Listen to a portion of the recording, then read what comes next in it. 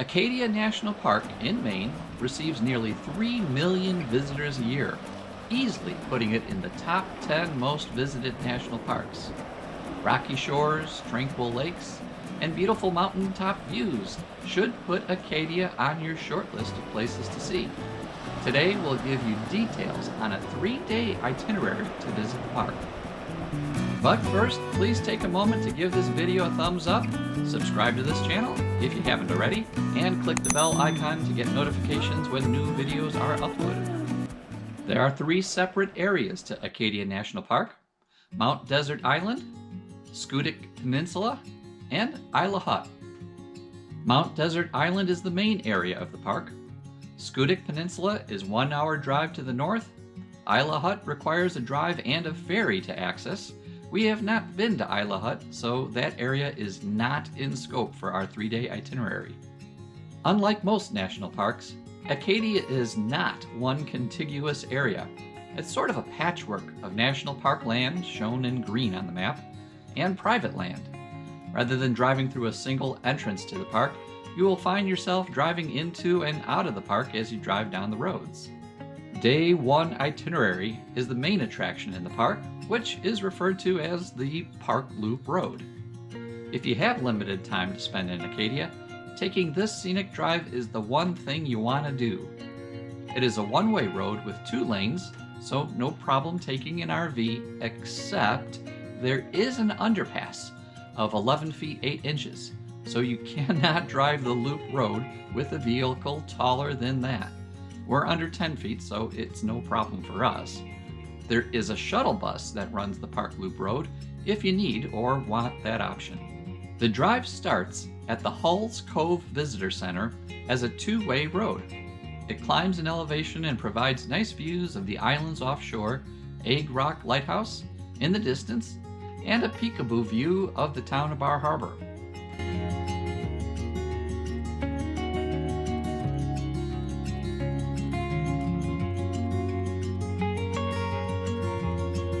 You make a sharp left turn onto the start of the one-way loop road. There are many sites and trails along the loop road, but I'm only covering the places we enjoyed the most. Schooner Head Overlook is simply called Overlook on the map. You have to turn off the Park Loop Road and drive down a short way to the Overlook. There's a very short trail that takes you down to the rocks. Take the trail.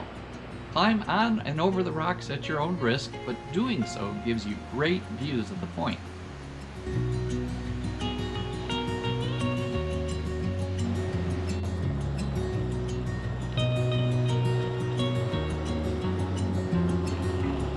If you climb down to the right, you get a view of a cave that the surf has carved out.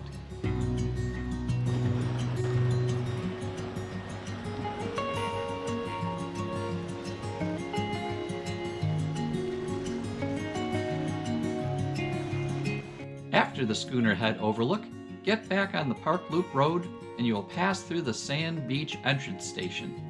This is the only entrance station that I am aware of within the park where they collect an entrance fee, but be aware that anywhere you drive or park within the national park requires you to display a pass or receipt in your car window. Sand Beach is the next point of interest. The parking lot at Sand Beach is small and fills quick, but parking in the right lane of the 2-lane road is allowed around Sand Beach. You will actually see a sign that says parking in right lane permitted. Here's a tip just for you. Don't stress trying to find parking at Sand Beach. Park anywhere between Sand Beach and Thunder Hole. That's because you're going to want to do the walk from Sand Beach to Thunder Hole. It's incredibly beautiful, probably the most beautiful part of the entire national park. So it doesn't matter if you park at Sand Beach, at Thunder Hole, or any place in between. So skip the crowds at Sand Beach and plan to park past Sand Beach. Regardless where you park, you want to walk to Sand Beach. It's the only sand beach in the park or area around. Enjoy a swim if it's a hot summer day. Take the trail that parallels the road from Sand Beach to Thunder Hole. You will find many side trails that go out onto the rocks, to get stunning views. It's about a mile walk to Thunder Hole and a mile back. As I mentioned before, start this walk from Sand Beach or Thunder Hole or anywhere in between. It will still be a 2-mile round trip walk regardless where you start from.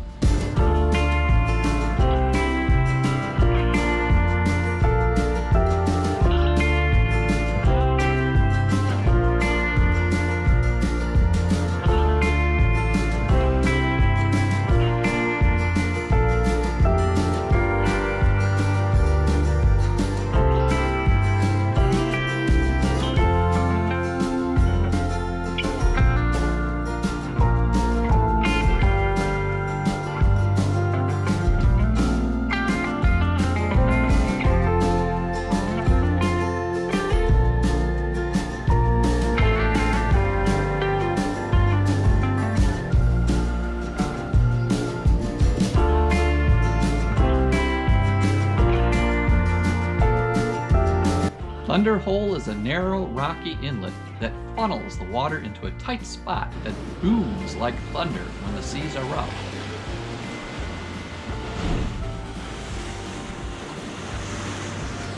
After you do the walk from Sand Beach to Thunder Hole, drive to Otter Point. We didn't see any otter there, but you get beautiful views of Otter Cove with Cadillac Mountain in the background.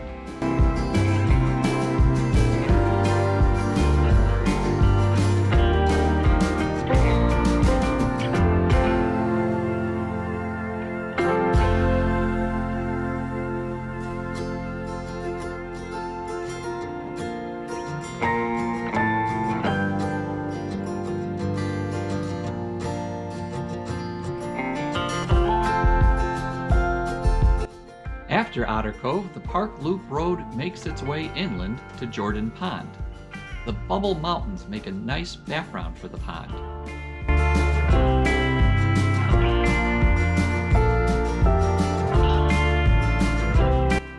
The road climbs in elevation again, where you get a nice view of Eagle Lake.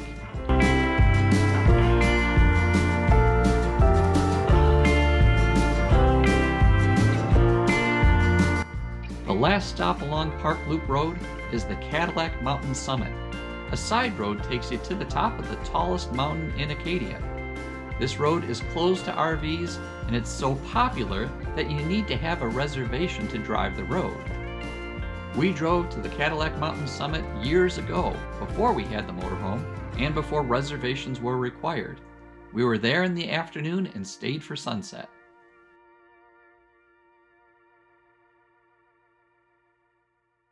Day 2 itinerary is still on Mount Desert Island, but exploring the southwest part of the island. We did this as a loop, taking in Long Pond and Pretty Marsh on the way out, and Echo Lake on the way back.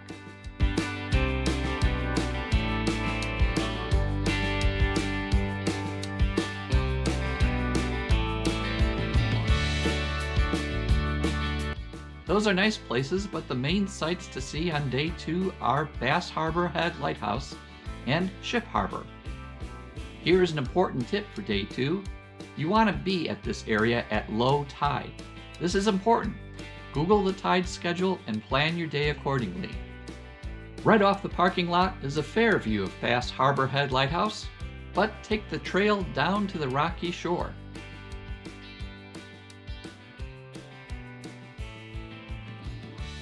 If you're there at low tide, you can scramble over the wet, slippery rocks to get a postcard-worthy picture of the lighthouse. Notice the water line from high tide. You can only get to this spot to take this picture at low tide.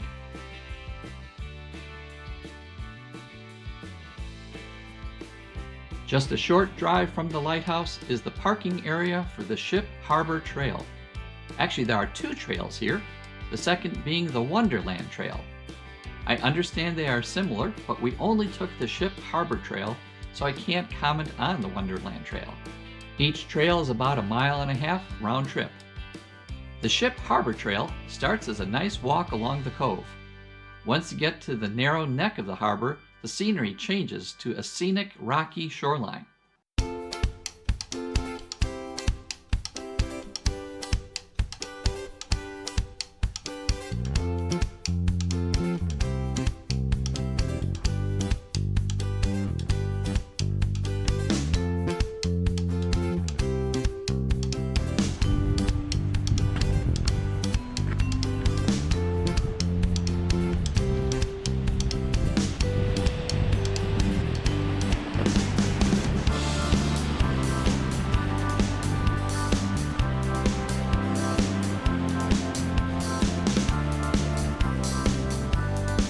At the end of the point, you will find tide pools at low tide. The Ship Harbor Trail and the Wonderland Trail are the only two places in Acadia with tide pools. Well, actually, there's a third at Schoodic Peninsula. Tide pools are depressions on a rocky shoreline that are underwater at high tide but trap water in the depressions at low tide. An entire ecosystem of life lives in the tide pools. If you have never explored the creatures living in a tide pool, then this is an absolute must-see in Acadia. To make the experience even more fascinating, get yourself an underwater camera. These were captured with a GoPro on a telescoping pole.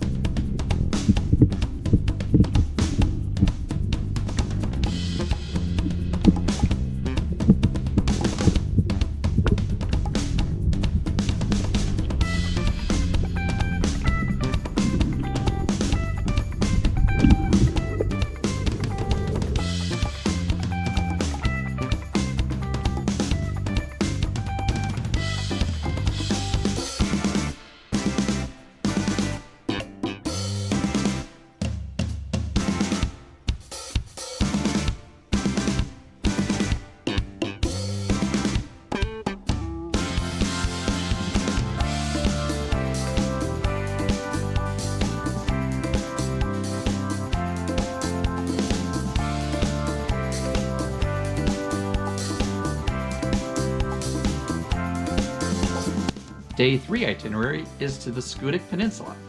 This is an hour drive north of Bass Harbor if you drive there directly, but I'm going to include points outside the national park. Tidal Falls in Hancock, Maine is a unique phenomenon caused by a choke point. At high tide, Taunton Bay fills up with water. At low tide, all that water in Taunton Bay is trying to get to open ocean, but it has to pass through the choke point, which causes these rapids. You want to be at Tidal Falls at low tide, or else the rapids are simply underwater. I would imagine a long-running time-lapse of this area would be interesting.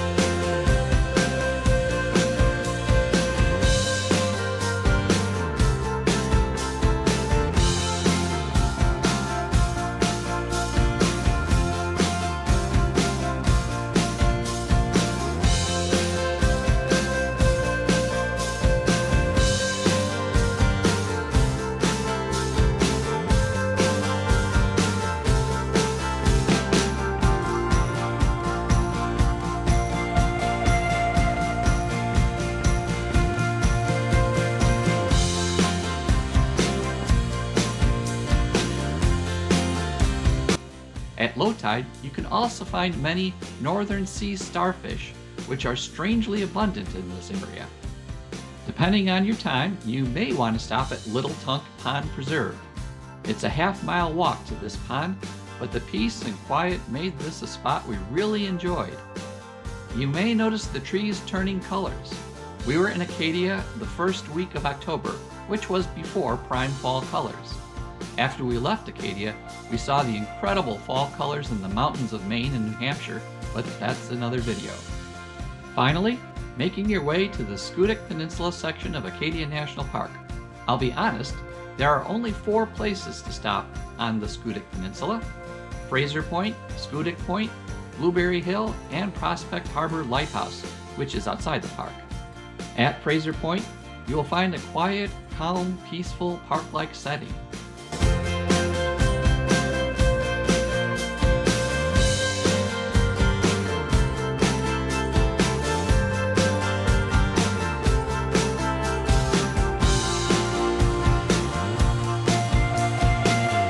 Along the drive, you get a nice view of Winter Harbor Lighthouse across the water. Schoodic Point is the main destination for day 3. From the parking lot, you can walk out onto the rocks for beautiful sights and a few tide pools.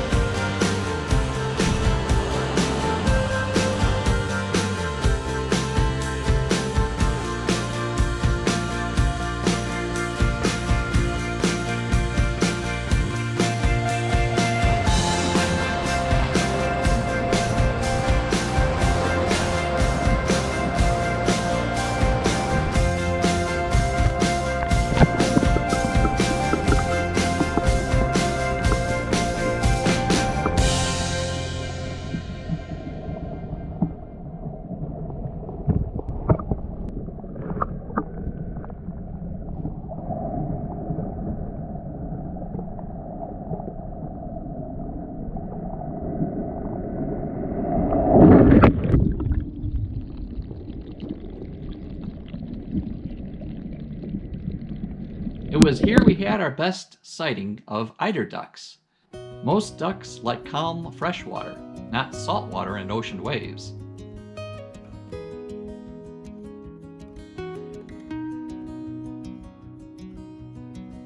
Take the path to the bathroom and go to the rocky shore beyond the bathroom.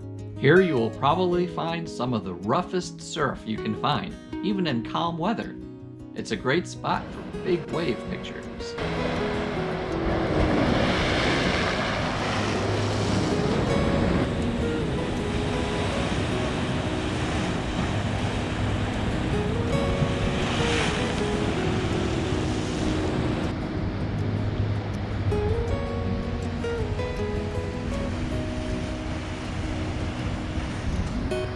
Blueberry Hill has a different, less majestic shoreline, but a nice place to stop. A few miles outside the park is Prospect Harbor Lighthouse. Then Jesus again spoke to them, saying, "I am the light of the world. The one who follows me will not walk in darkness, but will have the light of life." If you got to this point in the video, you might be asking, what about the town of Bar Harbor? Well, there's too much to do and see in Bar Harbor, so I'm going to have a video just on that. You can include Bar Harbor within the 3-day itinerary, or as we did, enjoy an entire 4th day in Bar Harbor. I'll include a link to the Bar Harbor video above. If the link's not there, then I haven't created the video yet. Thanks for watching.